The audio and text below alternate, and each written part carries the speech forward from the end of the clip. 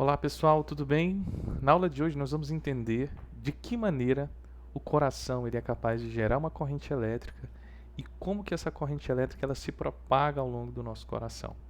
Ou seja, na aula de hoje nós vamos entender de que maneira esse sistema condutor do coração, por meio do nó sino atrial, átrio ventricular, feixe de His e fibra de Purkinje, permite a passagem de corrente elétrica para fazer com que o nosso coração contraia de maneira adequada. Beleza? Vamos lá? Então vem comigo aqui.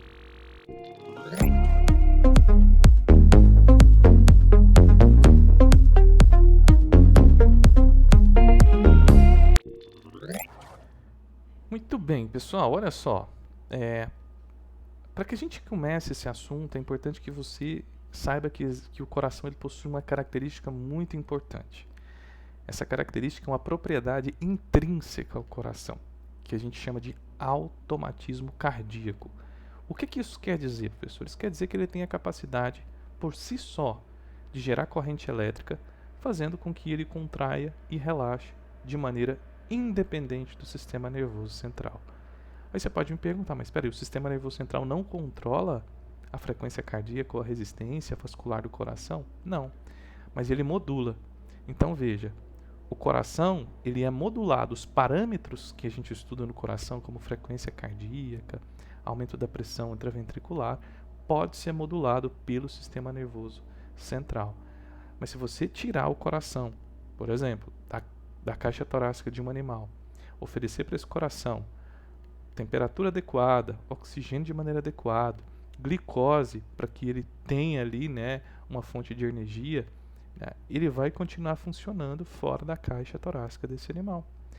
E você pode ver isso em algumas universidades federais que possuem um sistema chamado sistema de Langerdof, ou simplesmente sistema de coração isolado. Interessante, né?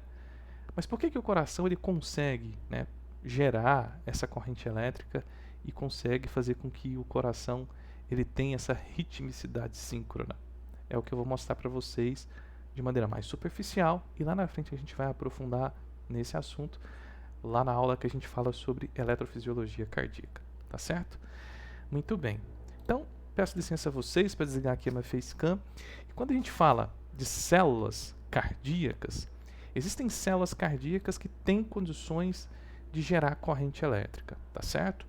Então nós temos aí as chamadas células marca-passo do coração. Professor, o que é as células marca-passo do coração?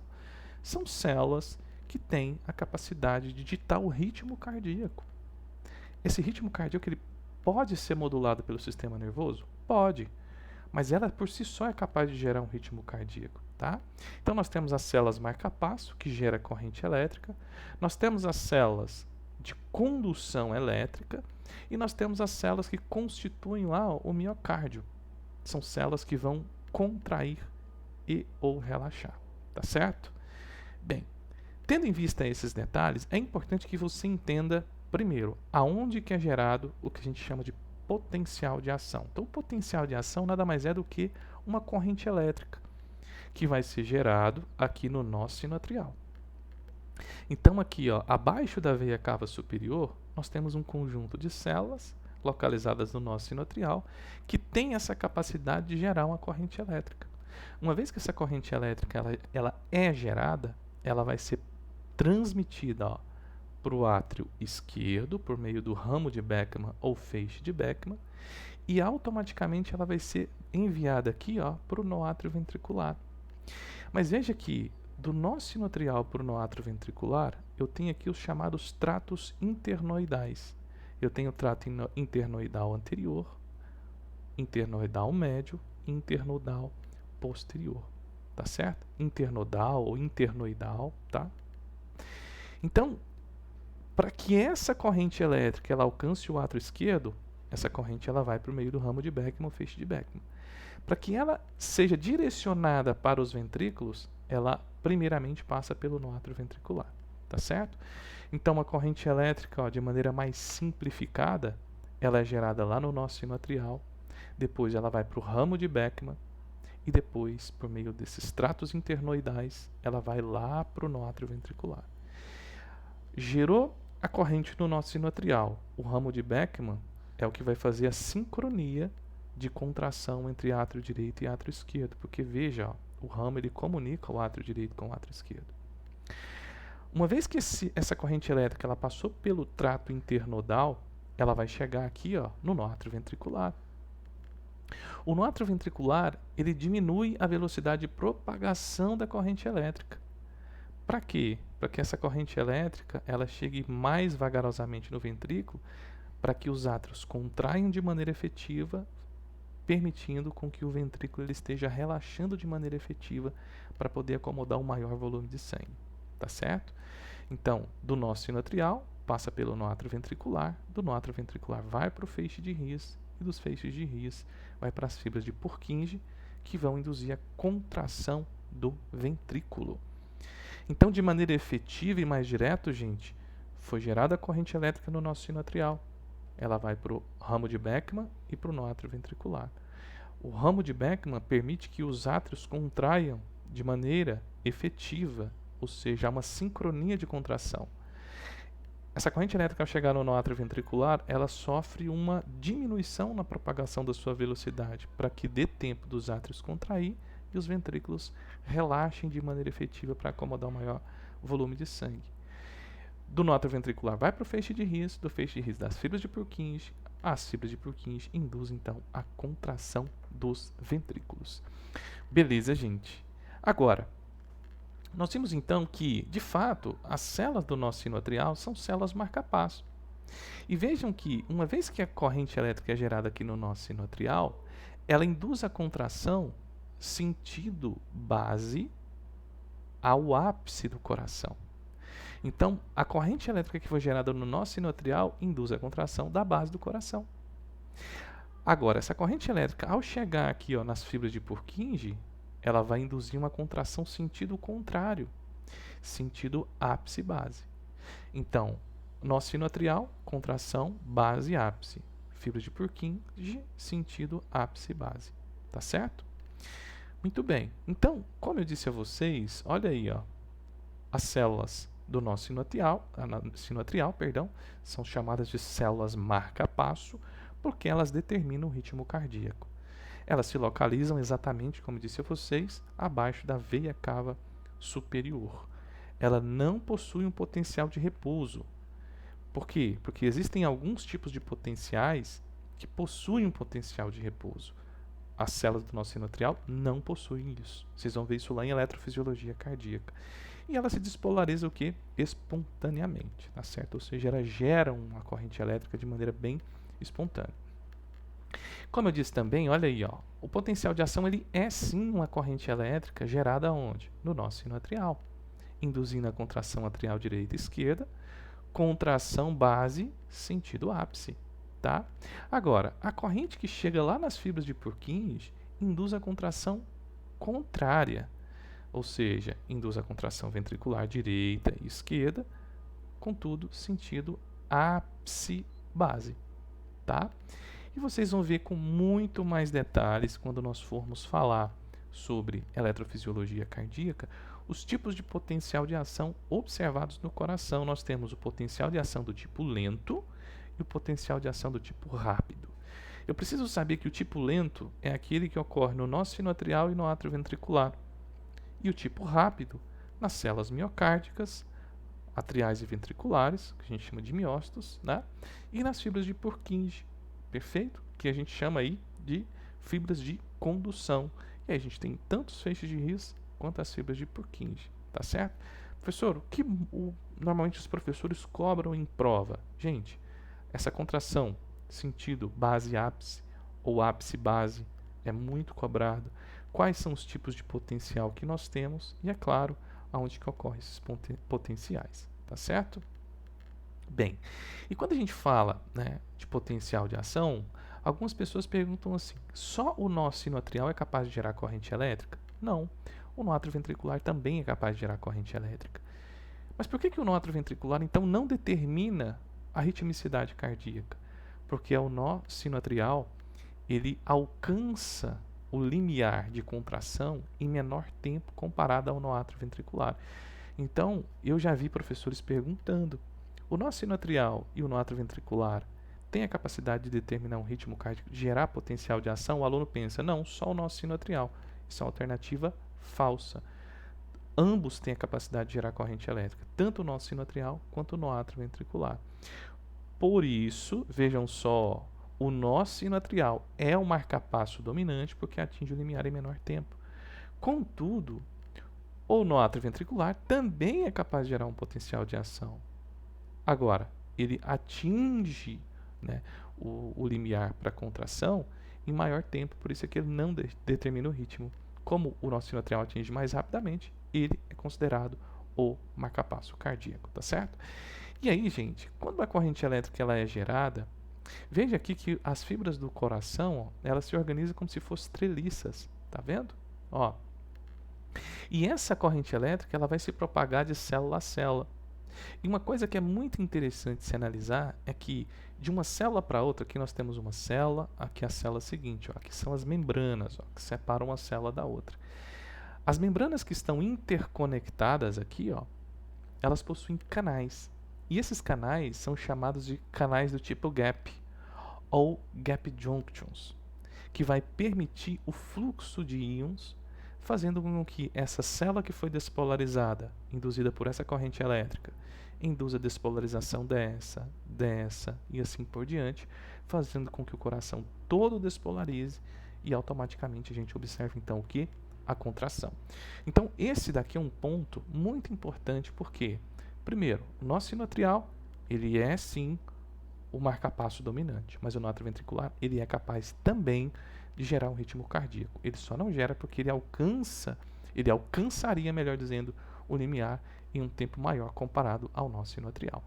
E a corrente elétrica que é gerada, ela é propagada de célula a célula graças aos canais do tipo gap ou gap junctions, que vai permitir a passagem desses íons, induzindo a despolarização das células que estão adjacentes uma à outra.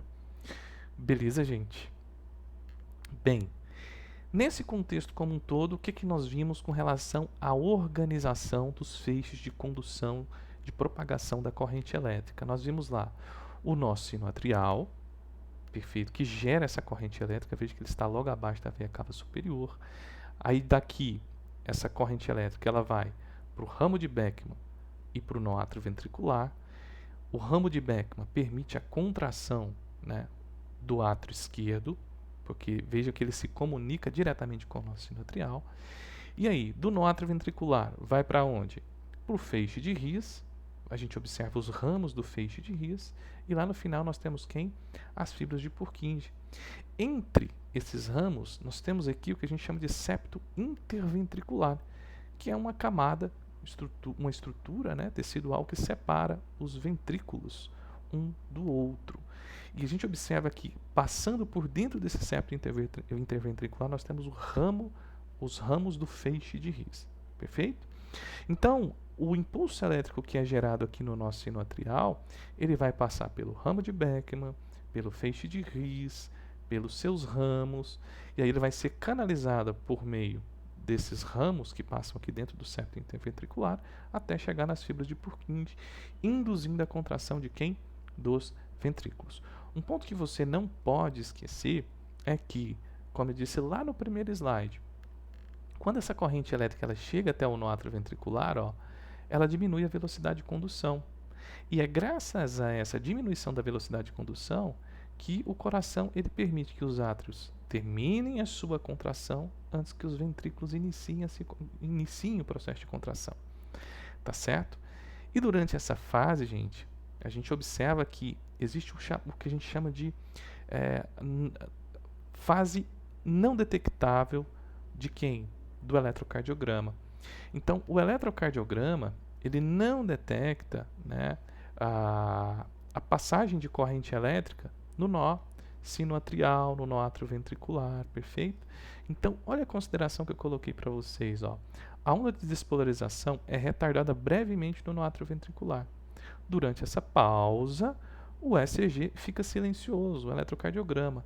Não há atividade elétrica detectável, que a gente chama de segmento PR. Vocês não precisam dar ideia para isso daqui, tá?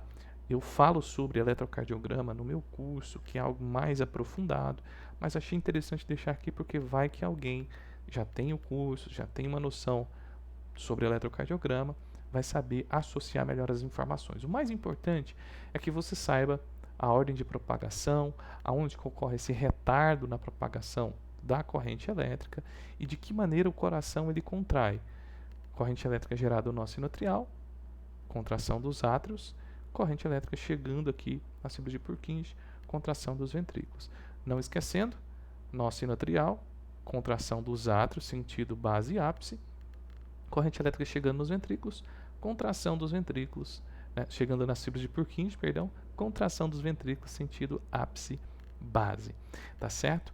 Agora, se a gente quiser, vamos dizer assim, aprofundar um pouquinho mais, aqui tem todo o feixe de condução do coração esquematizado, tá certo? Então nós temos aqui a representação do nó atrioventricular, feixe de His. O feixe de His, gente, né, quando a gente analisa ele, né, ele vai dar origem ao chamado ramo direito e ramo esquerdo. Isso é muito interessante. Porque o ramo direito, só para vocês terem uma noção, é ele que vai levar a corrente elétrica, ou seja, esse potencial de ação, para baixo e pelo lado direito do septo interventricular até chegar lá no ápice direito. Então, passa por toda a parte externa aí do nosso coração, né? E chega até o ápice lá, voltado mais para o lado direito do coração, para o lado do ventrículo direito do coração. O ramo esquerdo, ele vai se dividir em 3 fascículos: fascículo septal, fascículo anterior e fascículo posterior. O fascículo septal, ele despolariza o septo interventricular em direção, né, voltado mais assim para a direita. Então ele passa pelo septo e vai mais em direção aqui, ao ramo direito lá do coração, tá? Já o fascículo anterior, ele vai permitir a passagem de corrente elétrica pela superfície anterior do ventrículo esquerdo. Então, toda a superfície anterior do ventrículo esquerdo está aqui inervado pelo fascículo septal, ou pelo fascículo anterior, tá certo? E o fascículo posterior, ele vai permitir a passagem de corrente elétrica por toda a superfície posterior do ventrículo esquerdo. Agora veja, tanto o fascículo anterior quanto o posterior, eles vão se juntar formando aqui, né, as chamadas fibras de Purkinje. É essas fibras de Purkinje que vão proporcionar a passagem de corrente elétrica para o miocárdio ventricular, induzindo então a contração do miocárdio ventricular. Perfeito? E a despolarização do miocárdio ventricular, ela gera uma corrente elétrica, né, gera uma onda, perdão, que a gente considera no eletrocardiograma como sendo o chamado complexo QRS, tá certo? Eu vou passar para vocês aqui, né, as características de cada um desses ramos para que vocês possam anotar, para que vocês possam se aprofundar aí depois.